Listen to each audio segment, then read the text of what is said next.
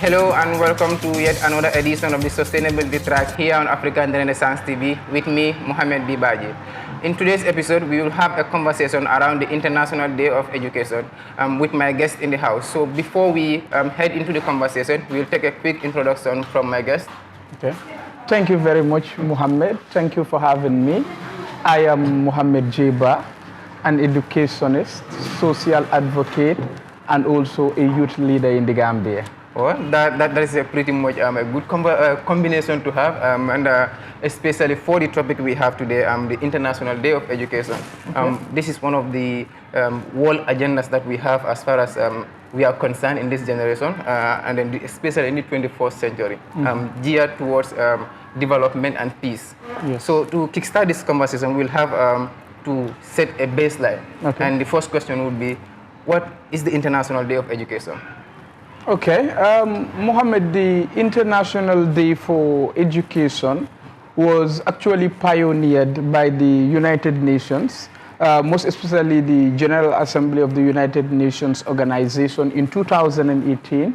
And the main objective behind this initiative was to promote the role of education in cultural advancement, in the advancement of global peace, and also how education has enabled the 21st century to be the best time period in human history. So this was the reason why the International Day for Education was created and pegged at January 24th to be commemorated by all nations around the world. That is important. So in 2018, that makes this year's celebration to be the 5th time running of the International Day of Education. Yes. And then what is the theme of this year's commemoration? Good.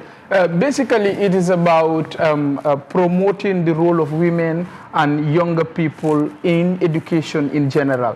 What they have done, how has these people been promoted in the education fraternity, and how their advancement has been enhanced and promoted by the education scheme. So that was basically the general theme of this year's International Day for Education. Okay, so that is important because I'm looking at in the context of youth, women. Generally, this is the best component of the human existence that we can really concentrate on. But in having a special day like this designated for such an important agenda in the world, that is important, isn't it? It's fundamentally important because actually education is a fundamental building block of human civilization. I can still recall in the 17th century, there was a young French aristocrat by the magnificent name of Marquis Jean-Marie de Condorcet. He wrote a book titled The Sketch into the Tableau of the Human Progress. In the book, he said all social problems would be eradicated within 100 years if education is standardized, promoted, and augmented. So this actually highlights the importance of education. It is a tool through which social liberation can be attained and the progress of society can be assured. So that's why education is fundamentally important. That is indeed important. I'm not sure I'll be able to quote that name, but so I kind of relate to it. It's very important. But before going to the international stage, I want us to start within the local spheres first here. In the Gambia, how far have the Gambia come in terms of education? Gambia has actually gone very far. From the time of independence, the literacy level was very, very low, and then the gender parity in the area of education was fundamentally low. We had very, very few women that were educated, that could read and write, and so on and so forth. But in the area of advancing education, especially to include everyone, we have been able to promote that aspect, especially universal primary education.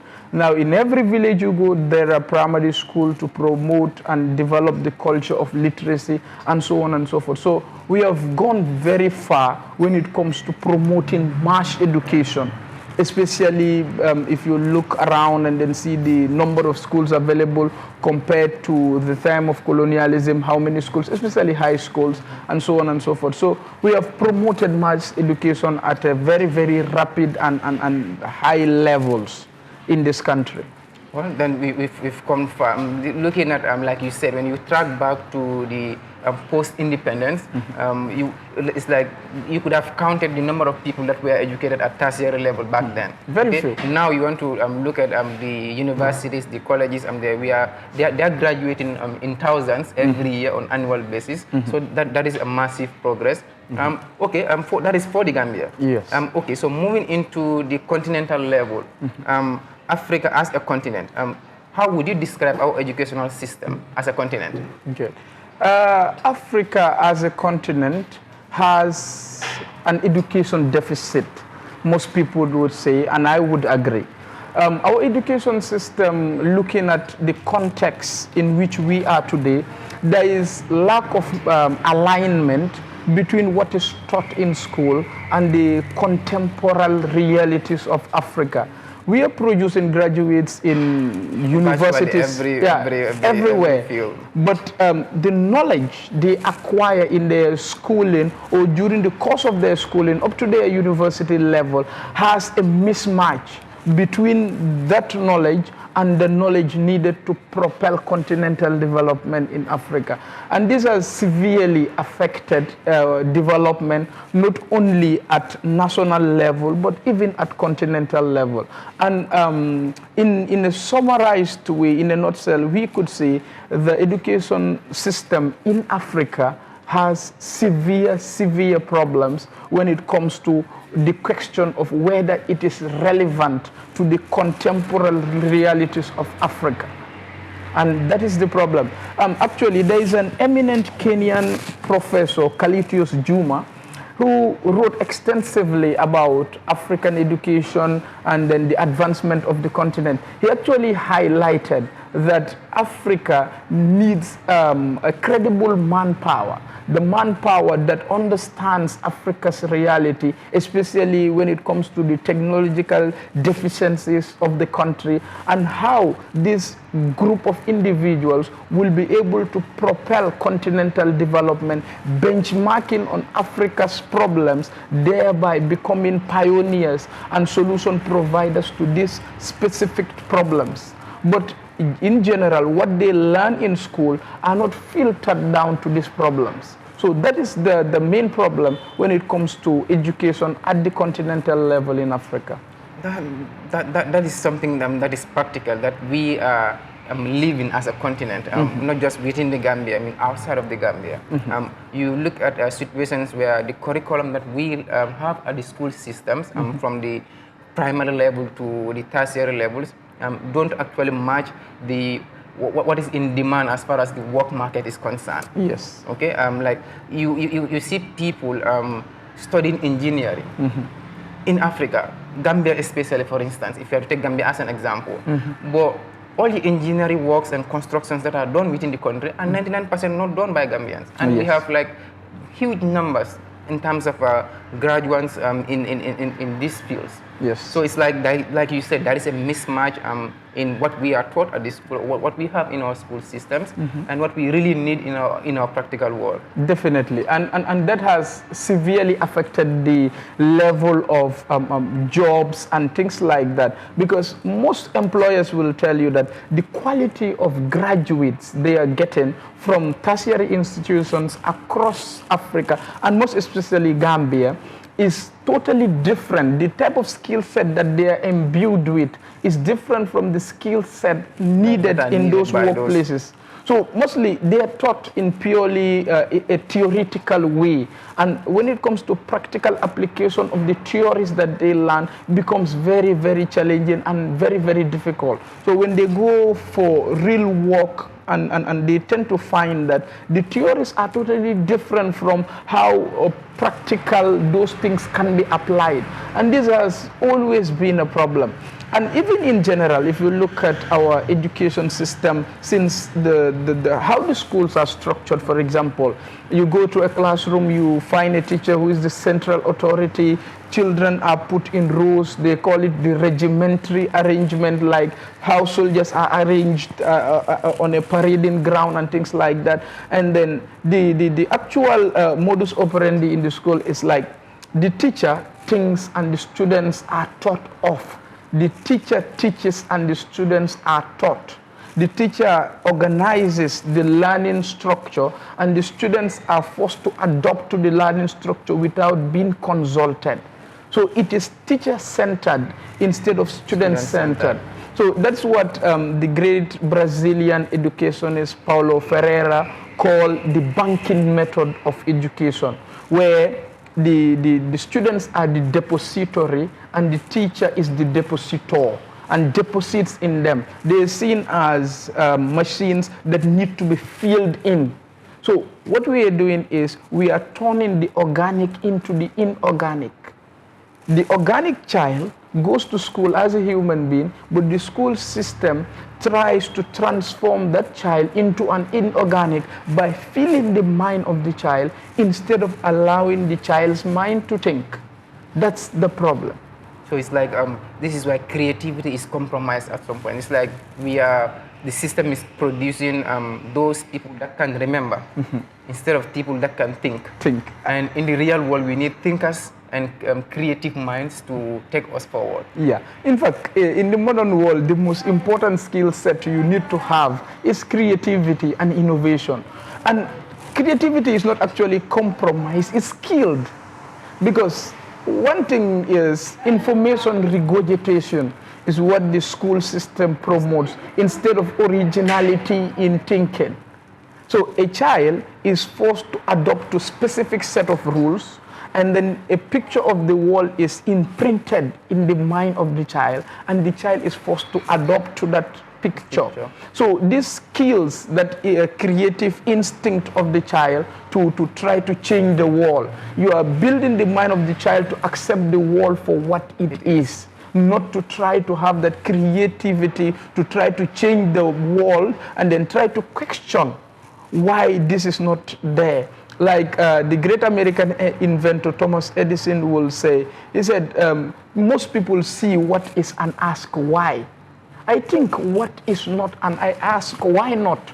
That is creativity, that is innovation. But the school system does not promote that. You are forced to adopt to a specific set of rules, and actually you are rewarded when you conform, and then when you don't conform, you are seen as a rebel, and then you are punished. That's how the system is.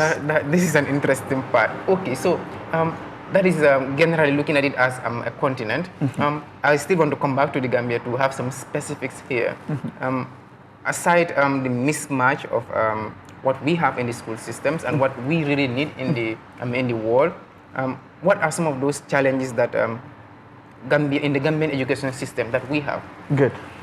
In the Gambian education system, I have been in education for quite a long time. Yes, almost more than half a decade.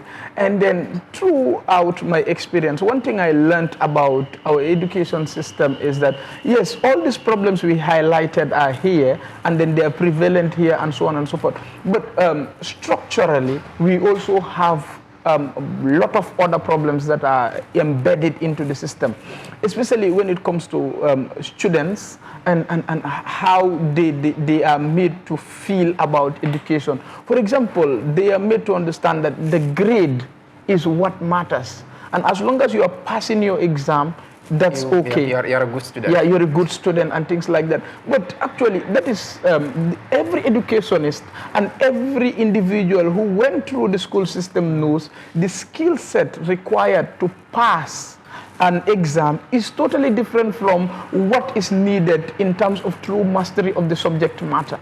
So what we do is we create people who will pass exams but don't have the knowledge required in order to be able to be passionate about something that they can dedicate their lives to. Another problem is the curriculum taught in the school. if you look at it in most instances, some, sorry to use this language, is not relevant to what the children need. Really need, especially in this age and time. Yes, in the sciences, for example, I will give an example. What is the essence of teaching a science student that the 3 stages of matter are liquid, solid, and gas, when science has gone beyond that level? People, now we know matter is beyond 3 stages, but in the school, children, we are still told that. In high school, currently, all the books, all the science books, this is what is embedded into those books. So what you are doing is you are teaching that child yesterday's knowledge that is today obsolete, for the child to apply that knowledge to create a future that is totally different. So basically, that's why we are creating science students that lack the prerequisite knowledge to be able to think beyond the narrow confines in which they are taught. That is a problem. Another problem also is, look at our curriculum, especially history. What is the essence of teaching a history student the history of Mungo Park, the history of Pacheco Perella, how they navigated the River Gambia? I'm not saying these things are not relevant or things like that, but why not first ignite the interest of the child to know about their land, their culture, their people, let them understand that, and then also learn about how the colonialists came here, and they will be able to draw the nexus and correlationship between this period and this period. What you are doing is you are neglecting this period, promoting this period, thereby obscuring the child's understanding, thereby making the child to realize that maybe the history of Africa started with colonialism, and that's just it. You're not giving that child the capacity to understand that Africa had history before colonialism. That's why people like Trevor Roper will say Africa had no history before colonialism. Before colonialism, there was darkness, and darkness cannot be a subject of history. Ask any student this, and then they will like open their mouth and cannot tell you, no, Africa had a history before. So that is a problem. And also the system that we have here create job seekers instead of job creators. So entrepreneurship education, financial education, this is lacking in the system. I generally teach students with things like this. I will ask you, you want to be rich? They will say yes. I will ask them this question, can you define money? Tell me what money is. High school students, grade 12 students, they will like look at you and open their mouth. They cannot tell you what money is. And how can you make something that you don't know? You cannot. Financial education is lacking. Answer for us. Yes, but they are not taught this. The school system has no space for this. And in the modern world, we need entrepreneurs that will be able to look at problems, solve those problems, thereby creating business opportunities out of this, creating jobs out of this. But how many do we have here? Yes, government is trying to promote TVET and other things, but these things, these projects are still at their infancy. So this is in general. We can discuss the problems of our system till the cows come home. That can be a whole episode of its own. Good, but basically this is it in summary. Then these are problems that are really what I'm looking into because one of the first steps of going towards the solution is actually identifying a problem. So this way I wanted us to set a baseline to say what some of these problems are. Yes. And I think we've made a good account of those. So what I want us to look at now is the educational policies that we have locally here in the Gambia. Have they been the causes of us being retarded in the education sector, or that is they are responsible for at least some hope for progress as far as we are concerned? The policies can be filtered down into 2 areas. Those policies that are so good that are actually heading towards the right direction, and those policies that are so obsolete that they are still in the system and they need serious changing.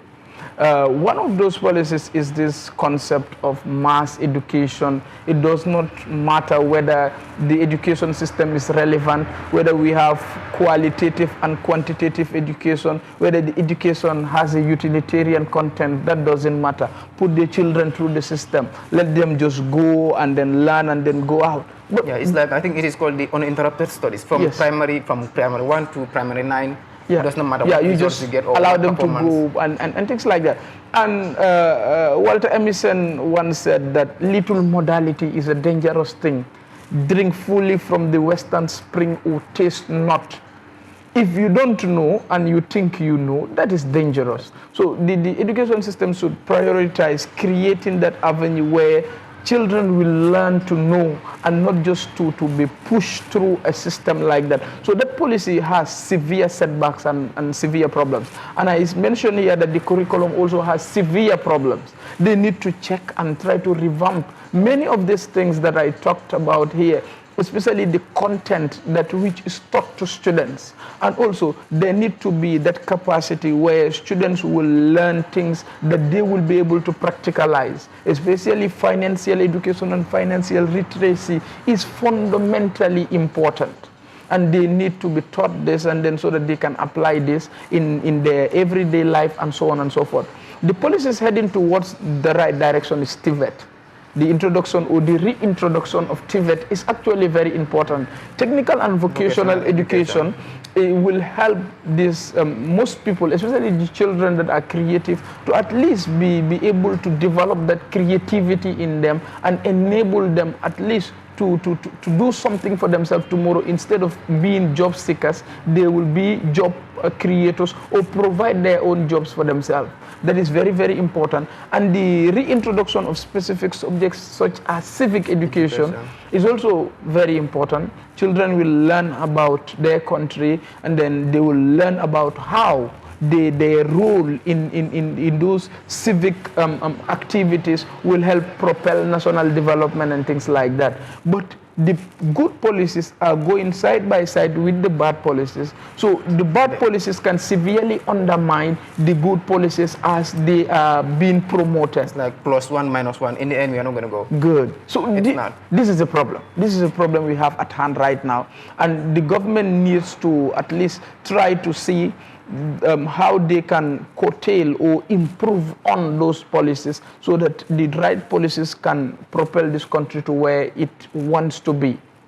Okay, speaking on the TVET, the vocational training and then education aspect of it, that is this question I normally have as far as that is concerned. From the junior level, from the junior school, let's say from primary 1 to 9, mostly we see the reality is the smartest of our students segments go through the educational system, the formal educational system, while those that we think are not so smart are those that end up going through the TVET system. But we still consider the TVET system as an important component for development of this country. Yeah. How do you compare those? That's again another funny aspect of how we do things. Actually, that's it. Usually we believe that dropouts should be the ones to opt in for carpentry, to opt in for to be mechanics and things like that. But this is the wrong way to go. One thing we need to promote is TVET should in fact be promoted since at primary level, so that children who are interested in that will continue with it up to any level that they want to be.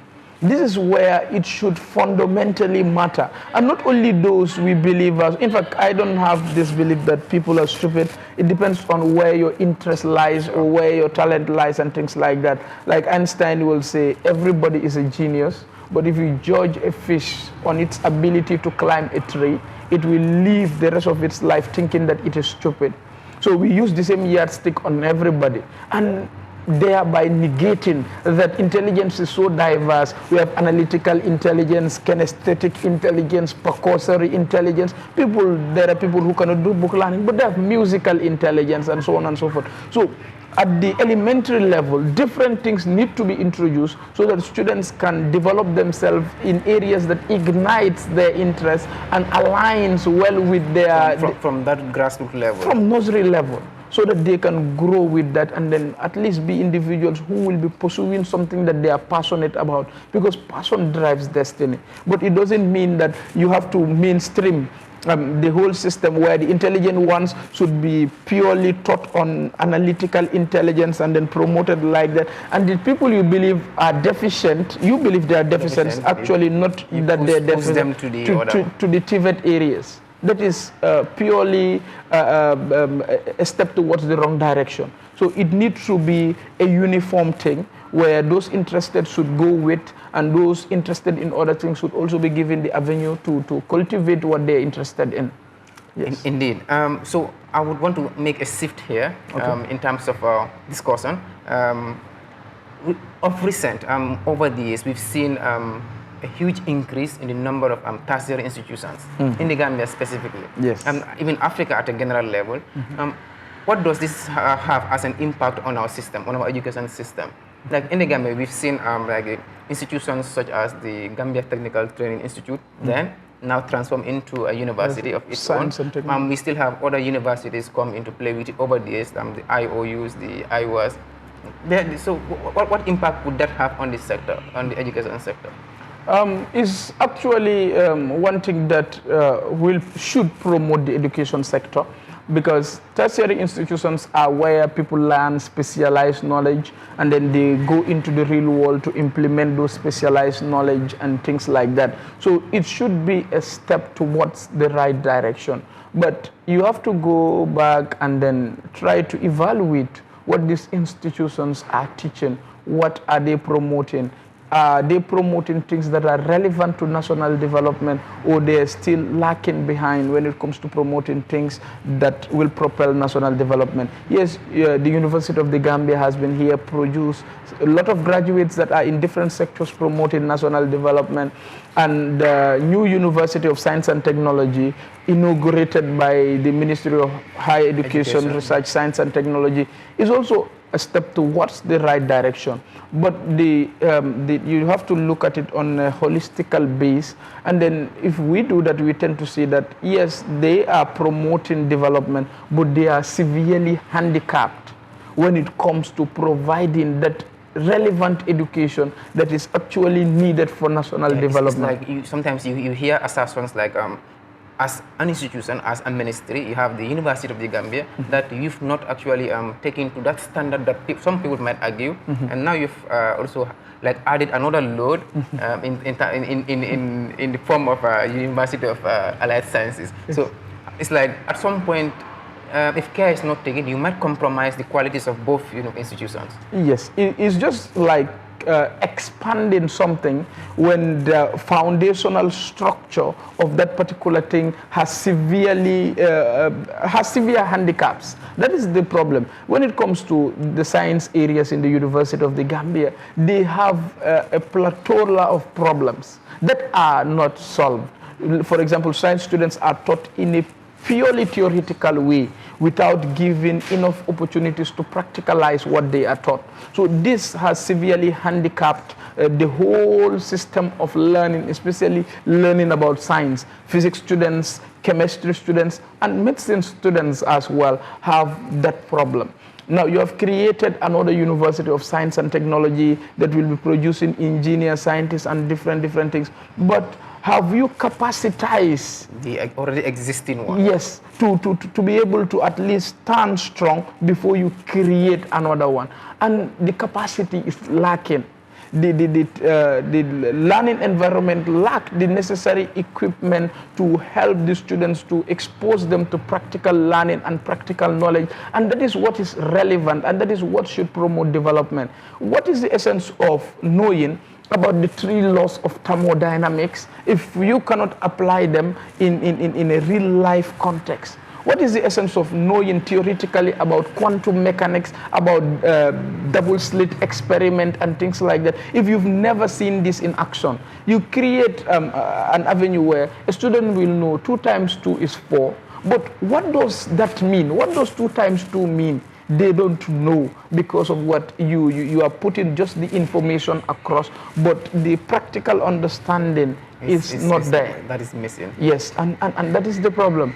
Learning means nothing if it is only theory. When it is imbued with practicality, then that is where it matters. And that is when it can have an impact as far as that is concerned. Okay, so before we continue on that, we'll take a quick break, and then thereafter we continue from there. Thank you. Hello and welcome. This is the Sustainability Track on African Renaissance TV, and I am your host, Mohamed Bibaji. The Sustainability Track builds on the TV's mission to provide useful information to our viewership. TST airs every Tuesday at 9 p.m. on ARTV network.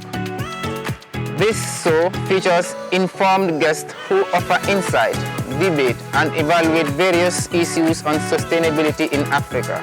Do join me as I bring you exclusive interviews and discussions on sustainability, and I'll be your host, Mohamed Bibat.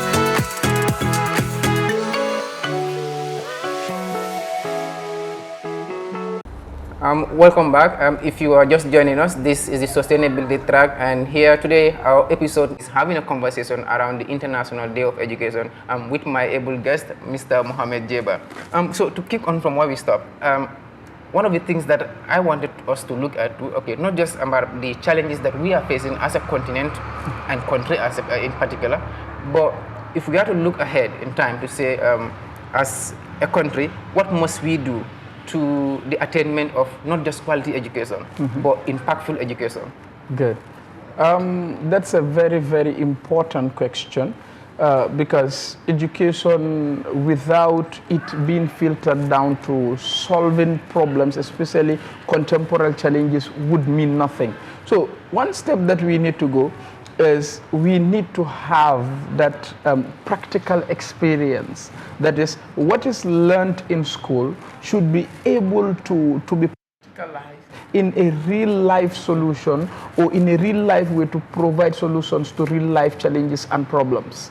And then the job market and the education sector need to be aligned so that the graduates that we create would be graduates that are needed by the job market, that can at least have a base there where they could work and then be able to at least provide for themselves. So this is the main direction in which the education system need to go.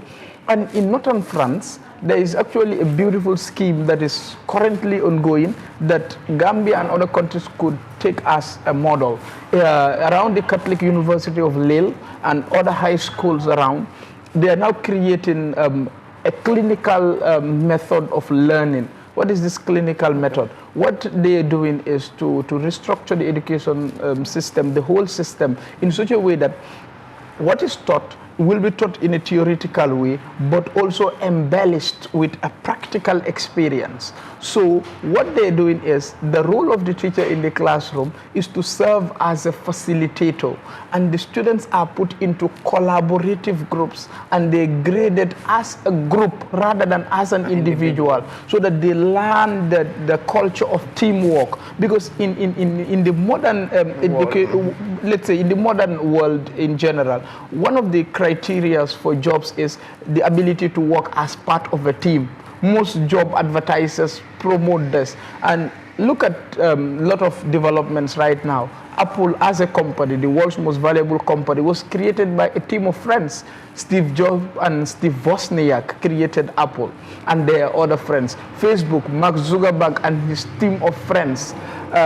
WhatsApp that we all use was created by Brian Acton and his friends. So teamwork is what promotes development. And in northern France, that is the culture they are promoting.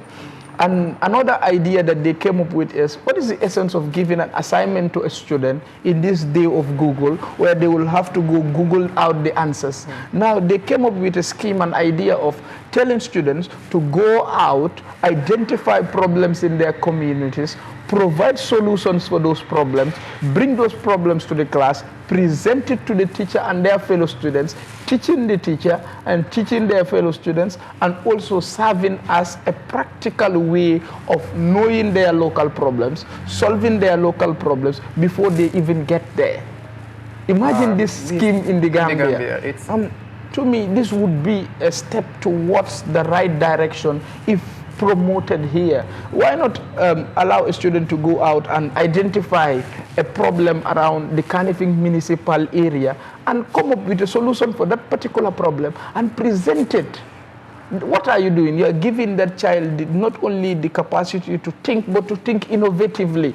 And you are making the child, or you are imbuing the child with the confidence to rely on their own mind. And this is what education should be all about. Not just the cramming of information and the regurgitation of that information. So for me, this would be a step towards the right direction. The theory and the practical hand in hand, and also align the theory, the practical and contemporary realities, and also align it with the job market. Indeed, this would be in a real sense, this is what would be called sustainable education for impactful development. Yes. When this is done, not just in the Gambia, anywhere in Africa, we would come to realize the Africa we desire, the Gambia we want in terms of development, in terms of peace. This is going to be, I think, to me, this is not just a way forward. This should be a blueprint for anyone, any stakeholder that is really interested in development. It's so easy. It's like there is impact on the go, and you are preparing people to look at those problems and tackle them on hand, and then this is what we really want. Okay, and that would take us to the next question here. Is there hope for the continent generally and the Gambia in particular on the education system for impactful education? Yes, there is a huge hope and a huge possibility if we start by cultivating the right mentality and the right step towards the right direction. One thing about Africa is that our lack of development may be seen as a disadvantage, but is also an advantage because there is no adequate infrastructure that needs to be demolished to build a new one. So what we have today is like a state where everything is at a stage where it is not fully mature. So in that level, to cultivate a new era or a new change is very, very possible. So in a country like the Gambia, our education system has not fully matured to certain levels. So our disadvantage is in fact our advantage. Opportunity. Yes, we can advance this development and these necessary changes in this particular level at this particular point in time if the policies are put in right now. How do we start by doing this? First of all, is to understand that, like you said here, the first way to solve a problem is to identify the problem. So we identify the problem first, and then thereby applying the solution towards that problem. Cuba did this. Cuba basically started as a low-income country, but when Fidel Castro came into power and realized the need and the problems of Cuba, what he did was he just decided that this is the existing structure that we have is not fully mature. Why not we try to build on this structure, and then what we build on this should be our roadmap to development. Rwanda did this under Paul Kagame. They realized that education and health is the main priority for the country. How do they promote these two sectors? They identify the problems around those sectors and also build an air of change around those sectors. And today, in primary school, in Rwanda, people are learning binary coding. They are building their own cars. They are building their own mobile phones, and fastly becoming Africa's new hub of technology, trying to surpass Kenya when it comes to technological innovation in Africa. And they just did it in a space of 20-something years. You know, I was going to ask if Rwanda could be a blueprint for the Gambia's development or any other African country's development. Actually, it could be a blueprint for Gambia's development because economists will generally tell you that to know whether one solution can serve another place is to realize and understand what is the similarities between these two places. Rwanda is predominantly Muslim or Christian. The predominant ethnic groups there are the Hutu and the Tutsi. And they were colonized just like the way Gambia was colonized. They went through a genocide in 1994. Gambia went through a military coup in 1994. Now you can see the similarities. So if Rwanda can do it, why not the Gambia? We can. We have like exactly the same people, exactly the same socio-economic background, and so on and so forth. All it needs is policies and institutions that will be able to propel this. Yes, policies are good, but institutions to promote this are the most relevant. Like Daron Acemoglu and James Robinson will say in the reasons why nations fail. Nations fail not necessarily that they don't have the policies, but because the institutional framework that will propel those policies are not there. So Gambia, we have these policies, but the institutional framework to propel these policies are sometimes what is lacking. So we can create all these policies, but the most important thing is to have those institutions in place that will make sure that these policies are implemented and implemented effectively. And this is all that we need to promote the development and the advancement that Gambia needs. And education is the main bedrock from which this development should be centered on. If we get it right here, everything will be right. But if we get it wrong here, everything will be wrong. Thomas Jefferson once said that educate the people generally, and the tyranny of body and mind will vanish like evil spirit at the dawn of day. So education is the foundation. It's the foundation. Yes. Like you mentioned of policies. Those are really important. I mean, the implementing aspect of policies can, in fact, like you said, can be considered more important than initiating policies or just having policies that would not be implemented. Okay, so like in this year's International Education Day, the team, the team has been to invest in people, prioritize education. Yeah. In the Gambia, if we want to take this as the last point of discussion, if we are looking at specifically to say, okay, the government of the Gambia and all stakeholders, if we are to invest in people to prioritize education, what are some of those investments? What should they take? What forms should they take? Good. When it comes to investment should be based on things that will bring the biggest dividend. So if you are investing in people and also to help those who are disadvantaged. So one area, or the most important area for Gambia would be to invest in science and technology, but also to not negate the humanities and the social sciences.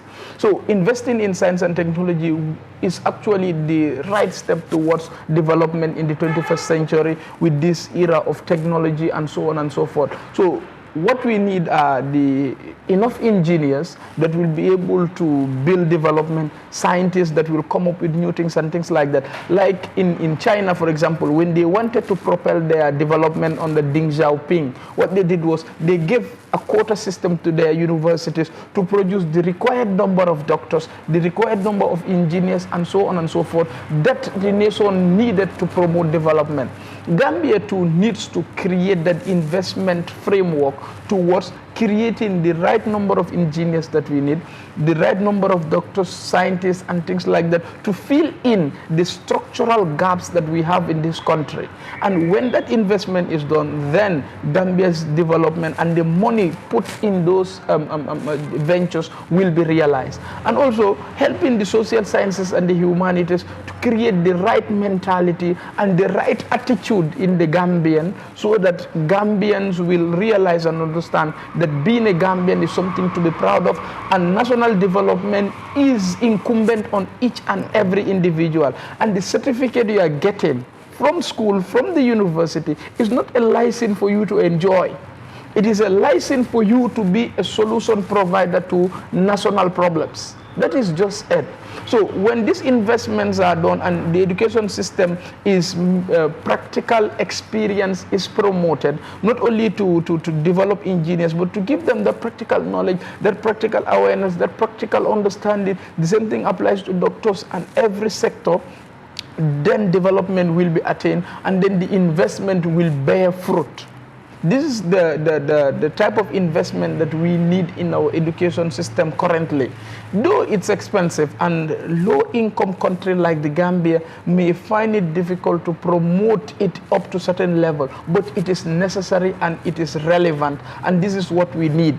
The theoretical learning aspect alone is not working. Not sufficient. Yes, and what we need is to at least have that practical experience now promoted, that practical aspect cemented, and that practical aspect augmented into the system, so that children will learn to practicalize whatever theories they come across, so that they will know how to apply that knowledge and solve real life problems.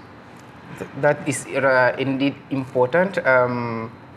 Mr. Jeba, before we take your final remarks, I think it is important to highlight the fact that, okay, irrespective of all these challenges we have as a country, as a continent, but most especially in the Gambia, but we are still able to improve on the gender parity as far as education is concerned.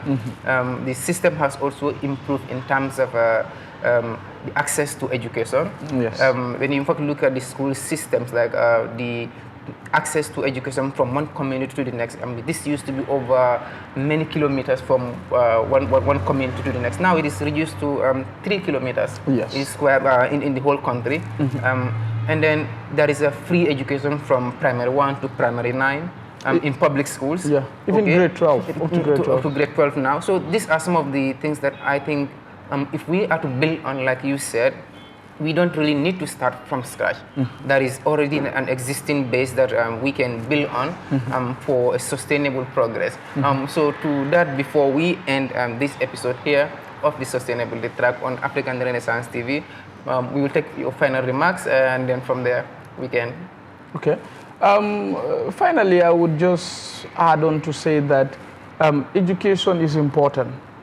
It's so important that we can say that we are not born human, we are made human.